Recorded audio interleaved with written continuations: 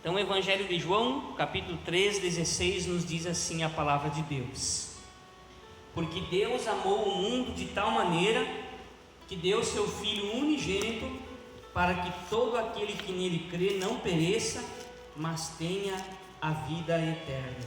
Amém?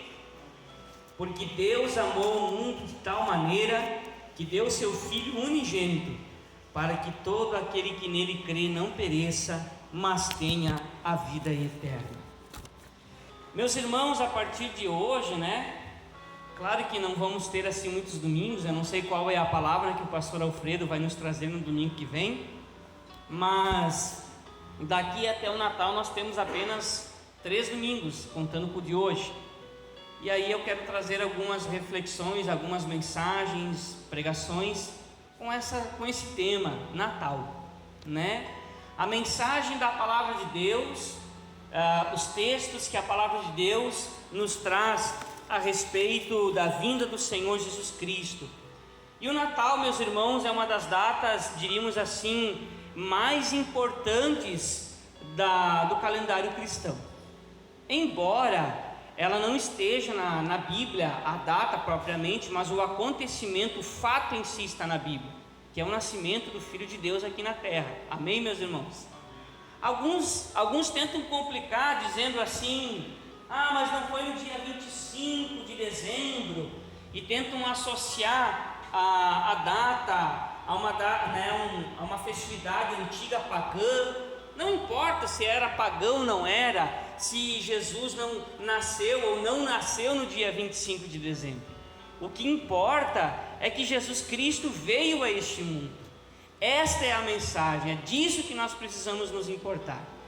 E aí tornou-se tradição fazer do dia 25 de dezembro a data que celebra o nascimento do Senhor Jesus Cristo. E quão maravilhoso é isto, meus irmãos. O título da mensagem que eu quero compartilhar com os irmãos diz assim: Natal, expressão do maior presente divino. Natal, expressão do maior presente divino. Dentro de que contexto surgiu estas palavras que estão aqui registradas no Evangelho de João, capítulo 3, 16, meus irmãos?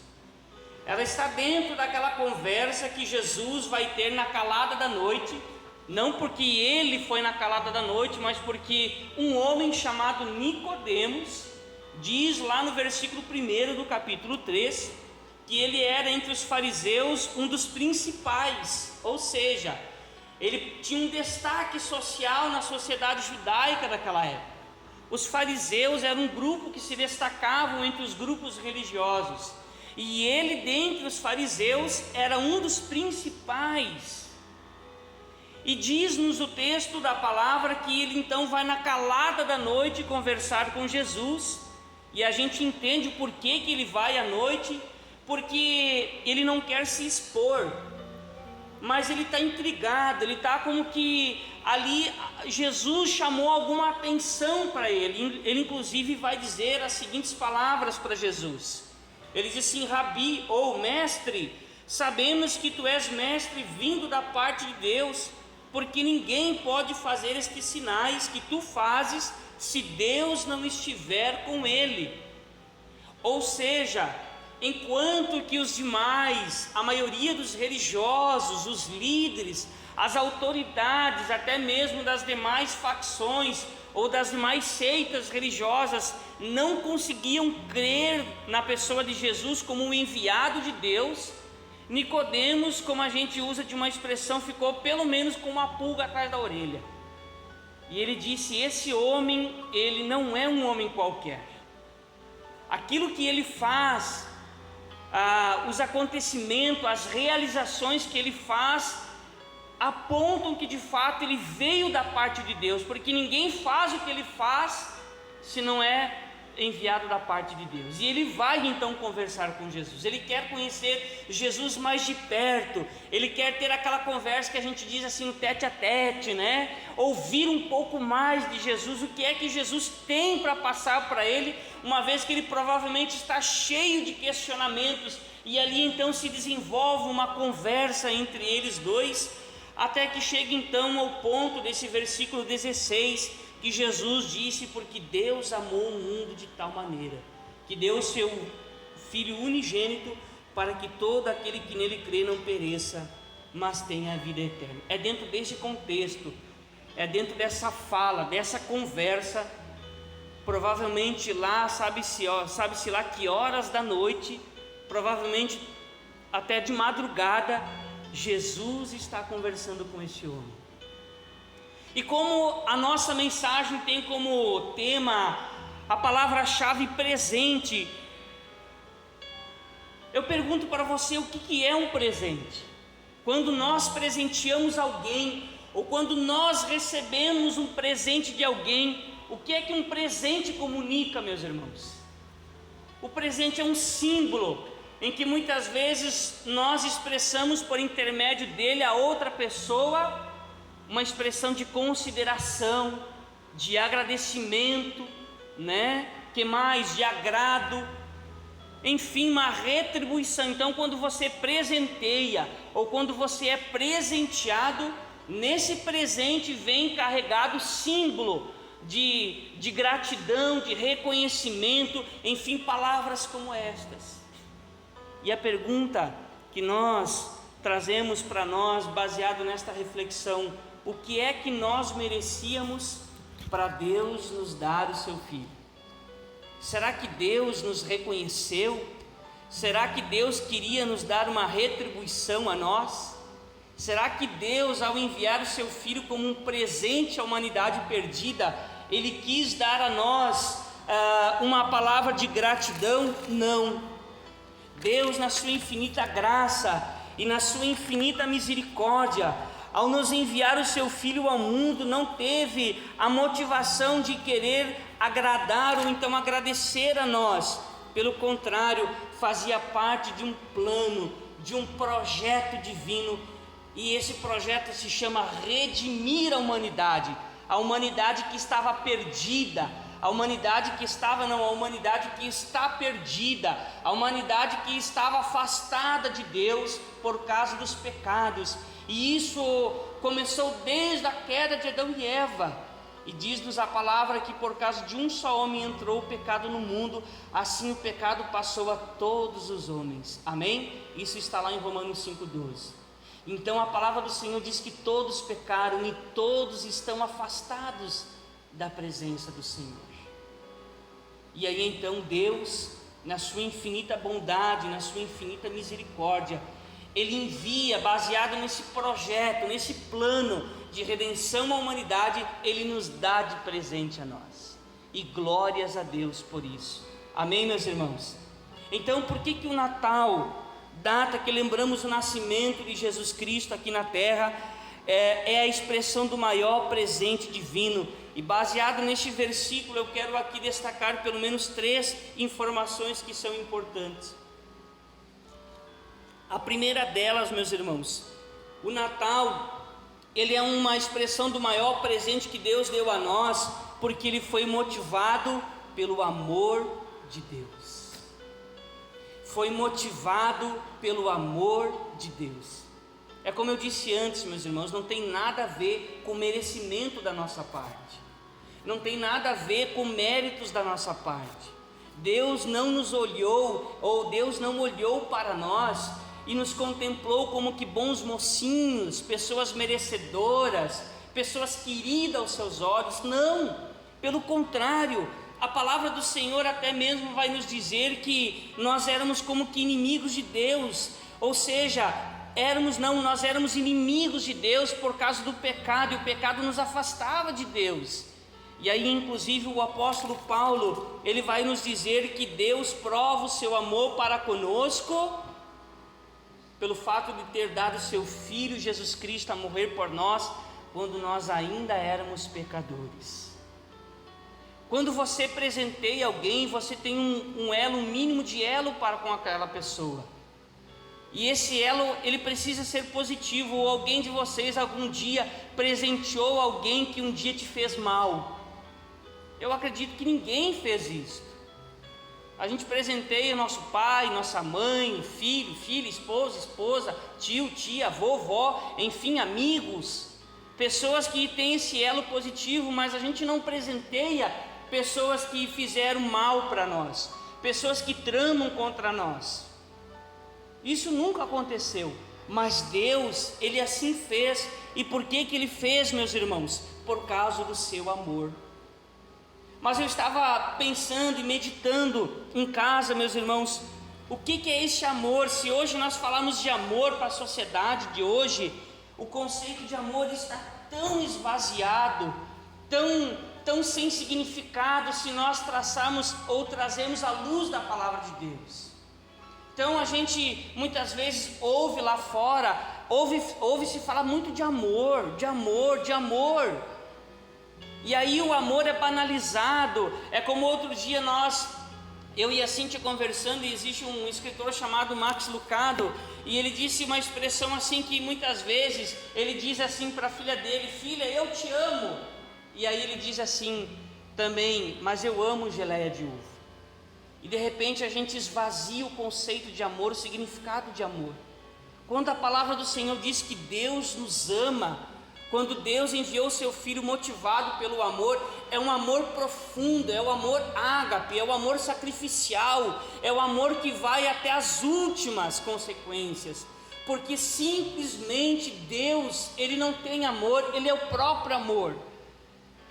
E Ele sendo a sua identidade, a sua natureza inerente, né, o amor inerente à sua identidade, Ele não pôde evitar, Ele não pôde deixar com que a humanidade fosse livremente para a perdição, para o inferno. Então Ele sentiu-se motivado pelo amor a dar o seu Filho Jesus Cristo como um presente para nós. E glórias a Deus por isso. Amém? Em contrapartida, aqueles que pelo discurso de juras de amor parece que vão até o fim, mas que logo vê que o seu amor se esvai. Se por um lado há aqueles que dizem eu amo meu pet, eu amo viajar, eu amo geleia de uva, eu amo isso, eu amo aquilo, aqueles que dizem eu amo, mas de repente esse amor ele passa ali de repente. E a palavra do Senhor diz que o amor nunca acaba. Mas o amor ali de fora diz que seja eterno enquanto dure. E isso é uma mentira que o diabo colocou. Porque o amor que Jesus Cristo nos ensina é um amor que deve perdurar. Amém?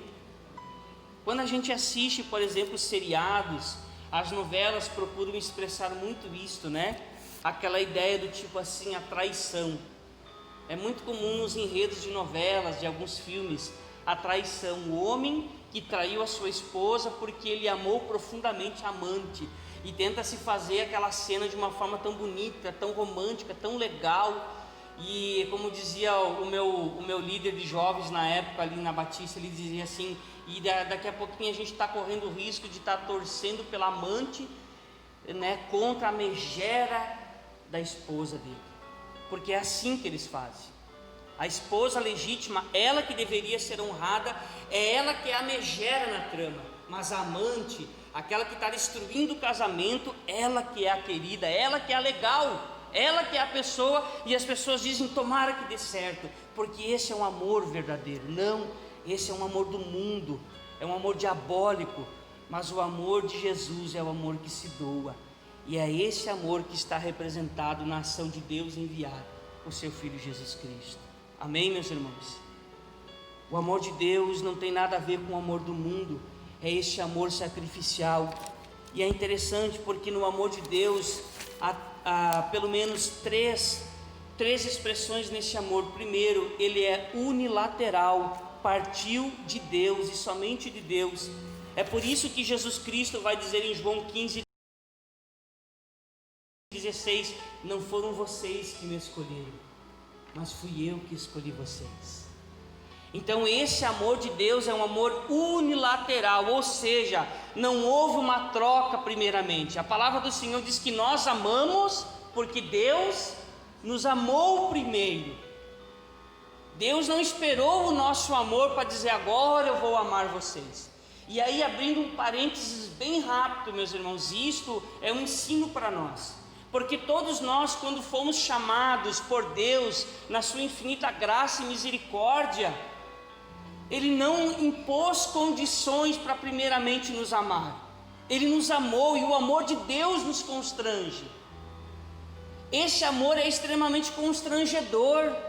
É a mesma coisa, e eu já citei alguns exemplos para os irmãos. Sabe quando alguém te ofende, quando alguém muitas vezes te machuca com palavras, e ao invés de você revidar no mesmo tom, você revida com delicadeza, você revida ali muitas vezes, não da mesma forma, mas você retribui com carinho, com palavras de amor, e aquela pessoa se sente constrangida, e ela diz: puxa, eu fui assim tão estúpida, eu fui tão grosseira, eu fui tão má com esta pessoa, mas ao invés de ela me retribuir com a mesma maldade, ela retribuiu com carinho. É assim que Deus age conosco. É por isso que a palavra do Senhor diz que o amor de Deus nos constrange.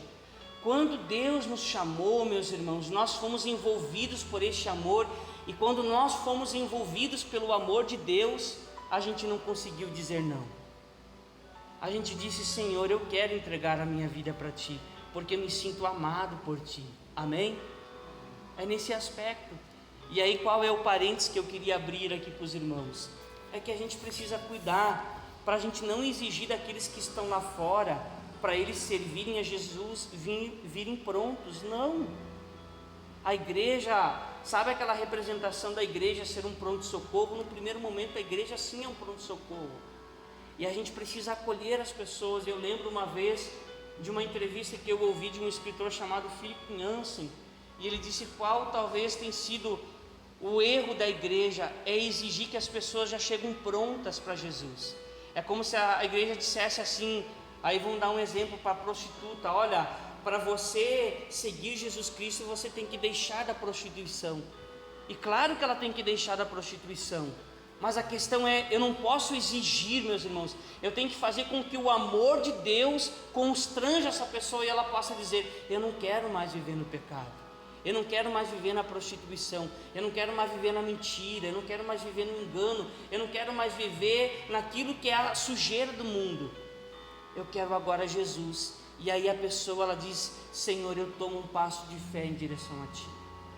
Mas de repente, meus irmãos, nós estamos falhando em exigir com que as pessoas já cheguem prontas, como se elas ainda não precisassem passar pelo processo da libertação. Ninguém consegue, meus irmãos, desprender-se do pecado se não for pela ação regeneradora do Espírito Santo de Deus.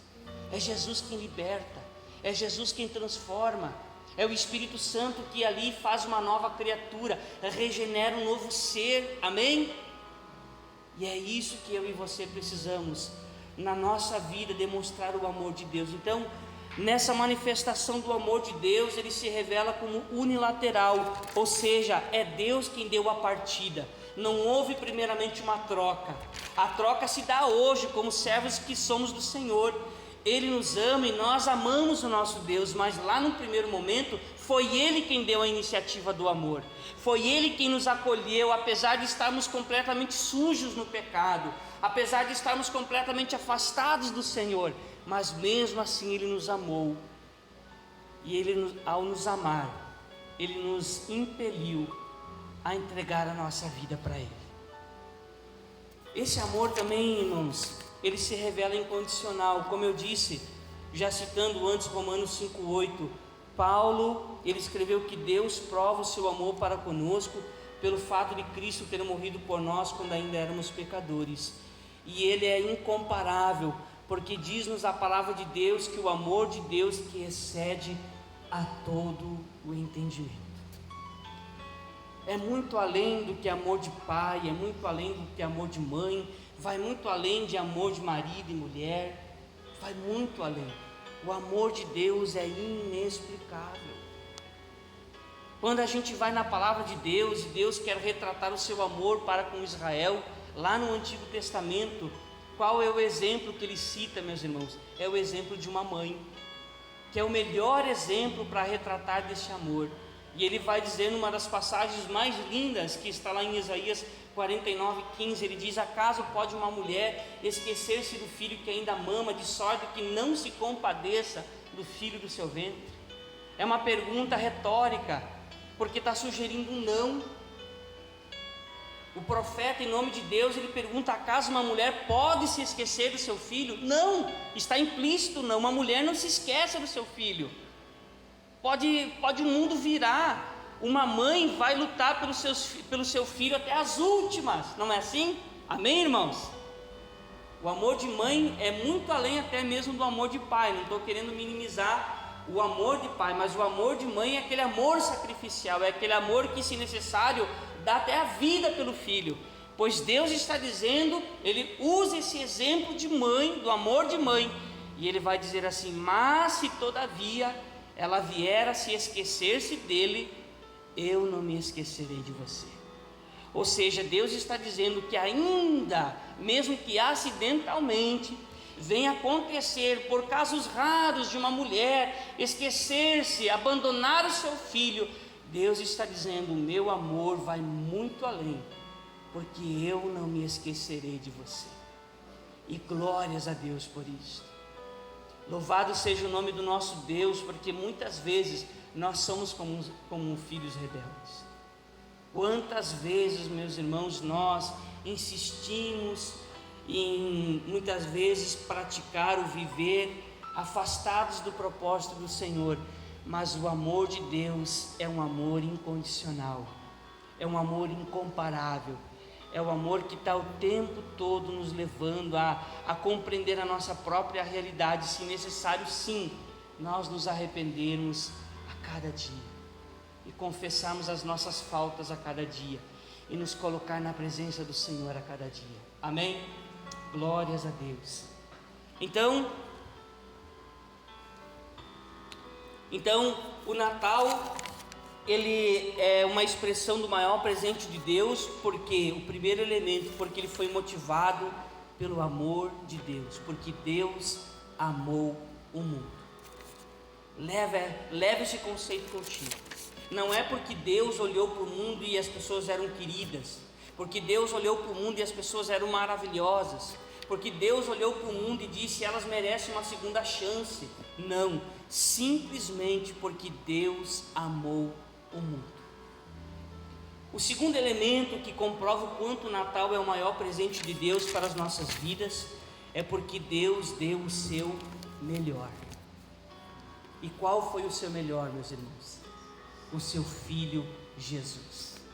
Sabe que baseado nisso, muitas vezes nós especulamos algumas questões. A Bíblia não nos diz, mas a gente meio que conjectura, a gente imagina, a gente meio que especula uma possível situação que nunca ocorreu, mas que, se fosse o caso, será que poderia Deus ter pegado o melhor dos seus anjos, Deus ter oferecido o universo? Mas não, meus irmãos. Há uma passagem, há um dos versículos do Salmo 49, provavelmente você já leu este salmo, que diz que a redenção da alma humana, ela é caríssima, e a tentativa, ela cessará, porque é impossível. E usa-se de uma expressão que alguns até dizem que está na Bíblia, mas não está na Bíblia, mas não deixa de retratar aquilo que a Bíblia nos traz como verdade. É aquela famosa frase que diz assim: uma alma vale mais que o mundo todo.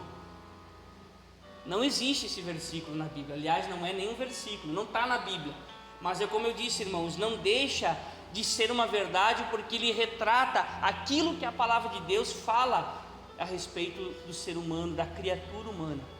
Uma alma vale mais que o mundo todo. É como eu disse, o Salmo 49 diz que uma alma é caríssima. Então, será que Deus, ao oferecer o seu melhor anjo, ele poderia pagar por toda a humanidade? Não, seria muito pouco. Mas ele poderia oferecer o universo todo, ainda assim seria insuficiente. Então Deus teve que dar o seu filho. Tinha o seu filho, o Filho Santo, perfeito, o Filho a quem ele tinha prazer e quem ele tem prazer, o seu Filho amado. E eu estava ali antes do culto, enquanto orava, e Deus me fez lembrar daquele versículo que o apóstolo Paulo escreveu em Romanos 8,32, se eu não me engano, né? Se Deus é por nós, quem será contra nós? Aquele que não poupou o seu próprio filho, não nos dará com ele todas as demais coisas? Ou seja, Deus não poupou nem mesmo o seu próprio filho, porque Deus deu o seu melhor. Acompanhando essa passagem de Salmo 49, há uma outra expressão, e essa inclusive dita pelo Senhor Jesus Cristo, quando está lá em Mateus 16, 26, ele diz: o que dará o homem em recompensa à sua alma? O que dará Deus, se nós pudéssemos parafrasear, o que dará Deus em recompensa à alma humana? Por ser caríssima, Ele deu o seu único filho. Ele poderia ter, meus irmãos, e aqui mais uma vez conjecturando, imaginando, pensando, nós poderíamos assim como que imaginar Deus dizendo que a humanidade morra, que a humanidade vá para o inferno, que a humanidade vá para a eternidade, que a humanidade não encontre perdão para os seus pecados. Ele poderia ter feito isso, porque Ele é Deus, Ele é santo, Ele criou tudo perfeito, Ele deixou tudo perfeito para o homem, mas o homem, ele optou em pecar, ele optou em ser rebelde contra Deus. Deus poderia ter mandado toda a humanidade para o inferno, mas Ele não quis, e Ele então usou o seu Filho para pagar pela dívida, e a palavra do Senhor diz que o escrito de dívida que era contra nós foi cancelado. Amém? Porque Deus se propôs a pagar um alto preço, e esse alto preço era apenas o seu Filho Jesus Cristo. E glórias a Deus por essa tão preciosa e maravilhosa verdade. E o terceiro e último, meus irmãos, que provam quanto que de fato o Natal é o maior presente de Deus para a humanidade, porque nos foi dado a promessa da vida eterna. O versículo diz: porque Deus amou o mundo de tal maneira que deu o seu Filho unigênito, para que todo aquele que nele crê não pereça, mas tenha a vida eterna. Sabe, meus irmãos, quando eu disse antes que o conceito de amor ele está tão esvaziado, que se você falar de amor, por isso que hoje, por exemplo, dentro de certo contexto, se você disser para uma pessoa Jesus te ama, a gente sabe da profundidade teológica dessa expressão, Jesus te ama. A gente discorreu um pouco sobre o que é o amor de Deus. Mas se você disser ali fora, dependendo da realidade da pessoa, para ela talvez não vai ter muito significado. Legal, Deus me ama. Ela não entendeu a profundidade do que é esse conceito, o amor de Deus pelos pecadores. O conceito de vida eterna também. Por que é que a igreja nos dias de hoje, meus irmãos, ela está como que, eu diria em certo sentido, falhando, porque ela traz na sua proposta de trabalho socorrer as pessoas, e de fato isso é bom, mas daqui a pouquinho a igreja está oferecendo socorro apenas para o aqui e agora, e a igreja está esquecendo de comunicar que existe algo que vai muito além do aqui e agora. Jesus é aquele que cura da depressão, é aquele que restaura o casamento, Jesus é aquele que cura da enfermidade, Deus é aquele que tira o jovem das drogas, amém? Tudo isso é maravilhoso, amém? Mas a igreja não pode esquecer que Deus ele não está apenas preocupado em curar a depressão, em apenas restaurar o casamento, em apenas tirar o jovem das drogas, em apenas fazer alguns socorros que vão apenas limitar-se a essa vida. Deus ele quer que a pessoa esteja preocupado com a eternidade, quando ela morrer, para onde que ela vai. E aí a gente ainda falha por uma situação ainda bem mais grave, que é quando muitas igrejas ainda ficam oferecendo coisas que Deus em nenhum momento propôs na sua palavra às pessoas, como venha para Jesus, porque aí você vai enriquecer, venha para Jesus porque Ele vai te abençoar materialmente. Não que Deus não possa, Deus pode, mas como há uma expressão, há um post que o pessoal às vezes coloca no Facebook, né? Jesus Cristo morreu na cruz não para engordar a sua conta bancária, mas para te dar a oportunidade da vida eterna. Jesus não passou pelo chicote, Jesus não passou pelas humilhações porque Ele simplesmente está preocupado em botar um carro dentro da tua garagem. Nada disso é errado, mas a essência do Evangelho é: arrependei-vos, porque está próximo o reino dos céus. E o reino dos céus, quando se manifestar definitivamente na volta de Jesus Cristo, Ele vai separar os bodes das ovelhas, aqueles que são salvos dos que não são salvos, e os que são salvos vão passar a eternidade com Cristo, mas aqueles que não são salvos vão passar a eternidade sem Cristo.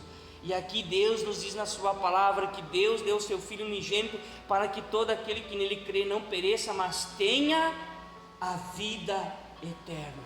É isso que Deus está oferecendo, para que todo ser humano, ao passar pelo arrependimento, ele possa ter a oportunidade, a esperança de que um dia ele vai estar para todo sempre, para todo sempre, para todo sempre, para todo sempre, para todo sempre, para todo sempre, para todo sempre com Jesus. E vai ser por toda a eternidade, e não vai ter mais fim, e isto é maravilhoso.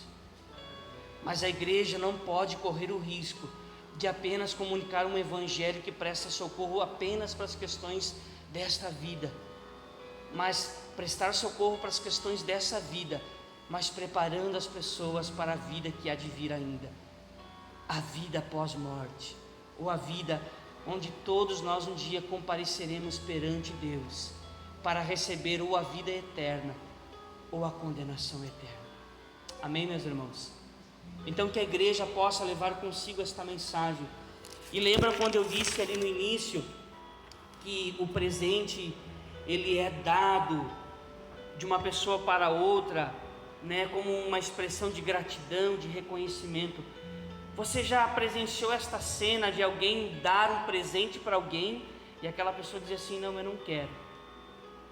Eu nunca vi isso, mas deve ser profundamente constrangedor. Não, eu não quero. Um presente não se nega, por mais simples que ele possa ser, né? Às vezes ele não tem nem muito valor material, mas quando alguém lhe oferece um presente, você recebe, e você recebe com amor, porque você entende que a pessoa está lhe oferecendo com carinho, amém? Mas já pensou, Deus, Ele está dizendo assim: eu estou oferecendo esse presente para a humanidade, a salvação, e muitas vezes a humanidade está dizendo para Deus: não, eu não quero, obrigado, ou por enquanto eu não quero, eu quero ainda curtir as coisas que este mundo possa me dar. E quão constrangedora é esta realidade, mas graças a Deus, porque não é nem a minha nem a tua, amém? Um dia Deus, na sua infinita graça, Ele nos ofereceu desse presente e nós recebemos Ele. E aqui está implícito, quando o Senhor Jesus, é como se Ele dissesse: olha, Deus, Ele está oferecendo um presente ao mundo. Esse presente é a salvação, é a vida eterna. Mas para que você receba a vida eterna, você precisa crer no unigênito Filho de Deus, para que todo aquele que nele crê. Esse crer é muito mais do que hoje também na cabeça das pessoas dizem: ah, eu creio, e aí fica muito vago, muito vazio. O crer é entregar-se por completo, é dar a vida ao Senhor Jesus Cristo, é crer e agora viver para o Senhor Jesus, amém? Mas infelizmente, como eu disse, muitos, como uma vez, uma pessoa da nossa família, ela contando para nós naquela época, era até engraçado de se ouvir, né? Como diz assim, cômico se não fosse trágico, de alguém da família que estava lá acamado, e aí as irmãs daquela pessoa vieram e falaram de Jesus para ela. As irmãs daquela pessoa eram pessoas evangélicas e disseram: olha, irmão, né? Trouxeram todo o plano da salvação e disseram para ele: você quer aceitar Jesus Cristo? Quer entregar a tua vida para Jesus? E aí ele disse assim: não, por enquanto não, hoje não.